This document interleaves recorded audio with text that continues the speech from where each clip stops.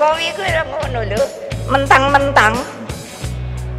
Lah iya, padahal Pak Jokowi kalau nggak ada PDI Perjuangan juga aduh kasihan dah. Tapi sebetulnya siapa yang kasihan? Jokowi, PDIP, atau Megawati sendiri?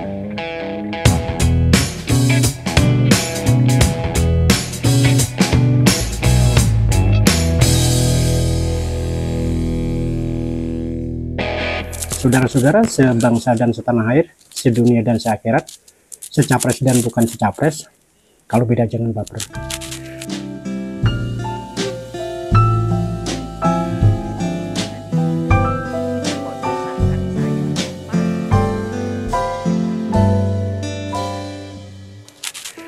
Pernyataan Megawati Soekarno Putri dalam pidato ulang tahun 50 tahun partainya PDI Perjuangan sudah kita dengar bersama-sama.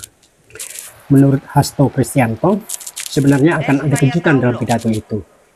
Dan memang ada kejutan.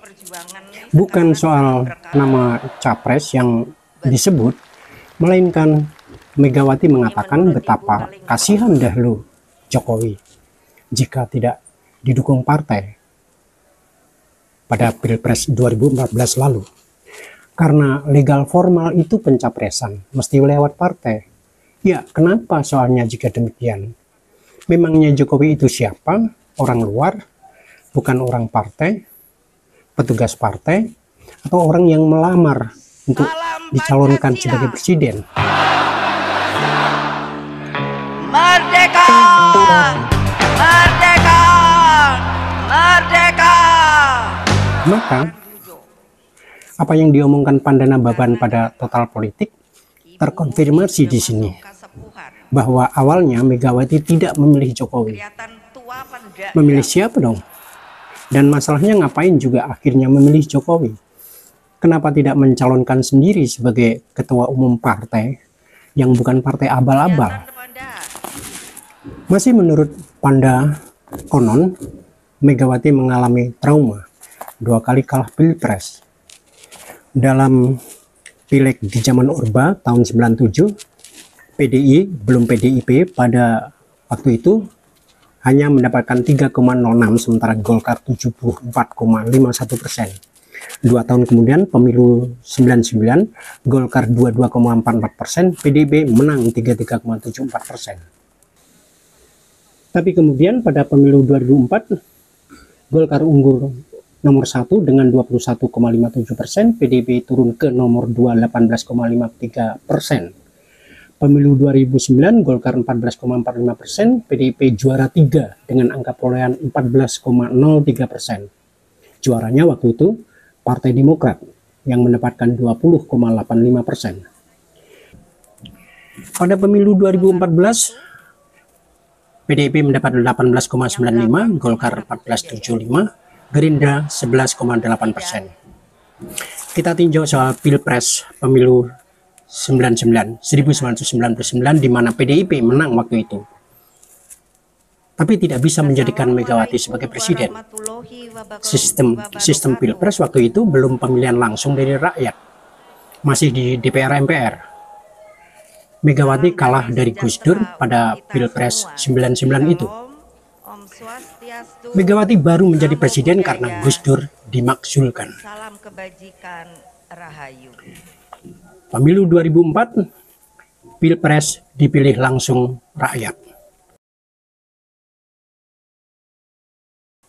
Megawati berpasangan dengan Hasyim Muzadi maju dalam Pilpres itu. Waktu itu melawan SBY JK dan kalah. Tahun 2009 Megawati Prabowo maju. Kalah lagi melawan SBY Budiono.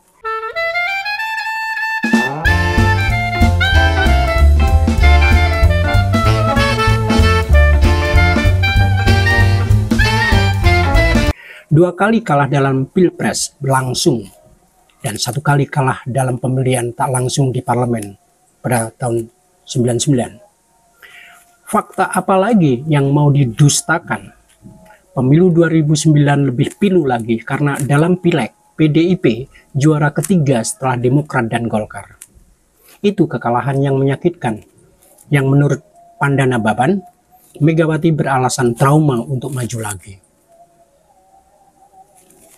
Munculnya Jokowi dalam Pilpres 2014 yang semula tidak dikehendaki Megawati membawa perubahan. PDIP menjadi pemenang dengan 18,95% suara, Golkar 14,75 suara, dan di ketiga Gerindra 11,81%, sementara Demokrat makin turun menjadi 10,19%.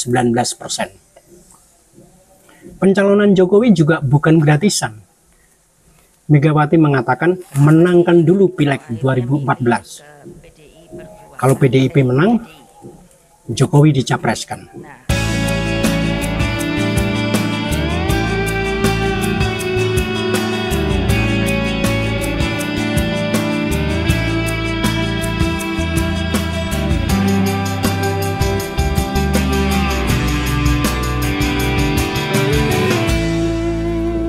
Jokowi mania memenangkan Pileg. Banyak data dan analisis menyebut PDIP dipilih karena akan mengusung Jokowi sebagai capres. Jokowi pada waktu itu adalah harapan. PDIP yang ambruk dalam pemilu sebelumnya rebound teratas di angka 18%. Dalam Pilpres 2014, Jokowi memenangi Pilpres itu melawan Prabowo. Dan bahkan sebagai petugas partai, lagi-lagi Jokowi menang, dan itu tentu tak bisa dilepaskan dari pergulatan politik waktu itu, di mana PDIP lagi-lagi menang dengan suara 19,33%, mengalahkan Gerindra, dan kemudian Golkar berada di posisi ketiga.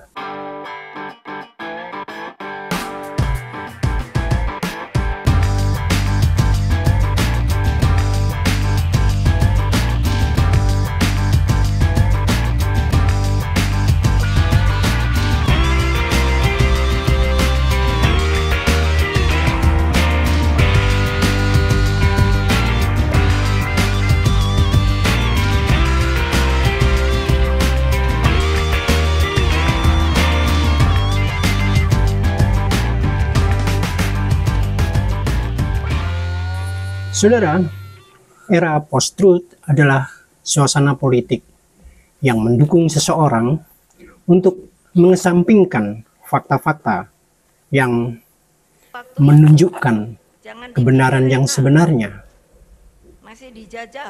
Era post-truth yang bermula dari krisis ekonomi global memunculkan rasa benci di tengah masyarakat. Orang-orang jadi sensitif kalau membahas soal ekonomi dan politik. Nanti kita bahas tersendiri soal era post-truth atau post-truth ini karena agak sedikit ilmiah dan jelimet, yakni soal bagaimana cara seseorang memproses informasi, yaitu directional motivation atau akurasi motivation, di mana dengan akurasi motivation, seseorang akan menjadi lebih hati-hati dalam menerima setiap informasi. Ia akan menggali dan mengkritisi suatu informasi lebih dalam. Sedangkan dengan directional motivation, seseorang cenderung menerima dengan baik informasi-informasi yang sejalan saja dengan apa yang ia sudah ketahui atau percaya sebelumnya. Nah, di situ ketahuan siapa yang pro Jokowi dan anti Jokowi. Meskipun kalau saya mengkritisi pernyataan Megawati bukan karena saya benci, tetapi mari berpikir proporsional. Dan itu artinya tidak asal jeplak, harus berdasar data dan fakta yang sebenarnya. Merdeka! Merdeka! Merdeka! Gencarnya era post-truth ini juga tidak terlepas dari pendekatan politik populisme yang menggunakan kepentingan orang banyak untuk meningkatkan elektabilitas seseorang. Maraknya medsos menjadikannya lebih kencang lagi, di mana masyarakat tidak terlalu peduli lagi dengan kebenaran. Masyarakat semacam itu akan jadi makanan empuk mereka yang mengembangkan miskonsepsi. Miskonsepsi ini dalam pidato Megawati memposisikan partai adalah segalanya. Padahal dengan merekrut Jokowi dalam posisinya waktu itu sebagai Gubernur DKI Jakarta, menunjukkan dengan jelas bahwa PDI pun bukan, atau katakanlah belum, sebagai partai politik kader yang benar. Kalaupun ngotot mengaku sebagai partai kader waktu itu, Jokowi itu siapa? Kok ada ketua umum partai yang menyebut seseorang yang dicapreskannya sebagai kasihan dahulu?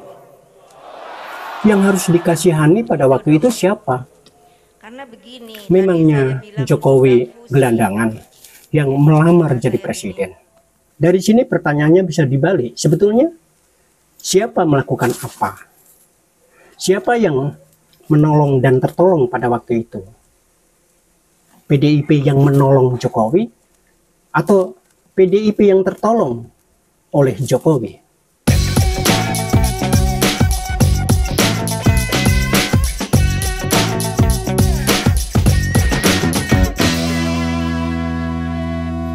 Yang ngomong sembarangan itu loh yang sering bikin jengkel rakyat jelantah pada partai politik.